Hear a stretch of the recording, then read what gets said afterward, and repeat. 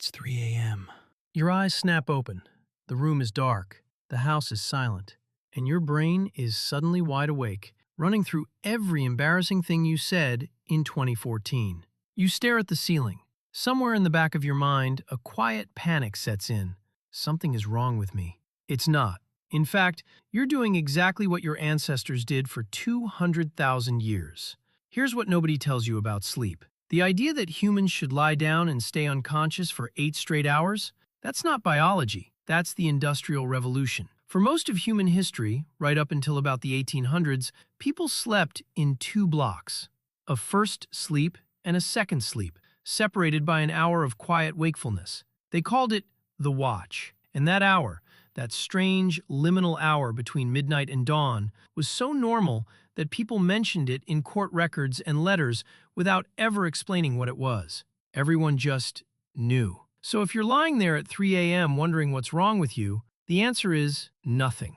Your brain is running software that's 200,000 years old, and it just booted you up for the night shift. The historian who cracked this open is Roger Ekirch. In the 1990s, he was digging through old English court records, murder testimonies, theft cases, and kept stumbling across this phrase, first sleep. One case from 1699, a 9-year-old girl named Jane Routh testified that she and her mother had just woken from their first sleep when 2 men appeared at the window. She said it matter-of-factly, like saying, "We'd just finished breakfast." Ekirch eventually found more than 2,000 references. In English, in French, première somme, in Italian, primo sonno, in Chaucer, in Homer's Odyssey.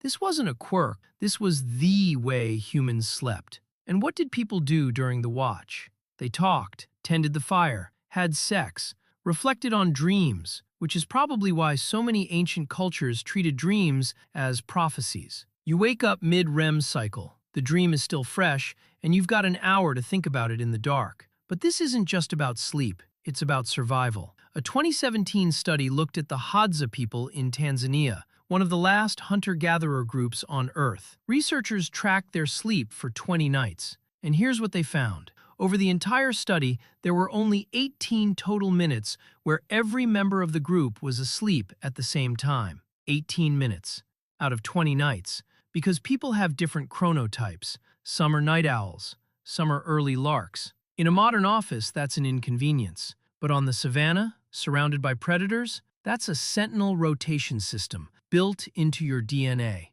Your great-great-grandmother wasn't an insomniac, she was night watch. And the reason you're awake at 3 a.m. is because the people who woke up in the middle of the night were the people who noticed the leopard before it noticed them. They survived, they had kids, and here you are, staring at the ceiling. Thanks, Grandma. Now, the biology backs this up. Your sleep runs in roughly 90-minute cycles. Deep sleep is front-loaded. It happens mostly in the first half of the night. By 2 or 3 a.m., you're cycling mostly through lighter stages, the ones you surface from easily. At the same time, your cortisol, the hormone that promotes alertness, is beginning its natural pre-dawn rise. So what's actually happening at 3 a.m.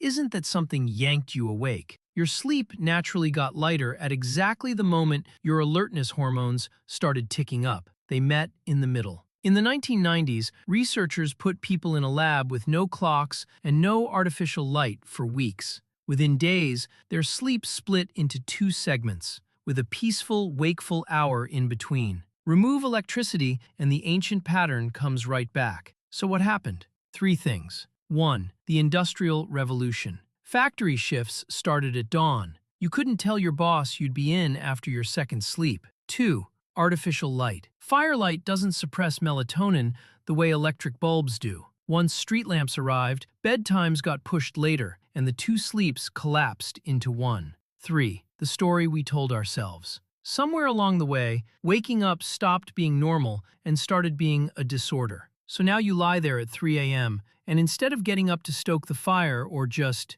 be, you do the worst possible thing. You check the clock. Then you worry about being awake. Then you worry about worrying. Your Stone Age brain doesn't know what a performance review is, but it does know the dark. And when you spike your own stress hormones by panicking, your brain does exactly what evolution trained it to. It stays alert, just in case. So next time you wake up at 3 a.m., try this. Instead of what's wrong with me, think, oh, the watch. You're not broken. You're carrying a piece of deep evolutionary memory that kept your ancestors alive for thousands of generations. A sentinel, a fire tender, a dreamer in the quiet dark between sleeps. And if you can't fall back asleep right away, get up. Do something gentle. Let your brain be awake without fighting it, because that's not a glitch in the system. It is the system. If this hit home, if you've ever stared at the ceiling at 3 a.m. wondering what's wrong with you, now you know. There's nothing wrong. You're just running ancient hardware. If you want more videos about the hidden evolutionary reasons behind the weird things you do every day, hit subscribe and tell me in the comments, what time do you wake up at night? I'll see you in the next one. Get some sleep, both of them.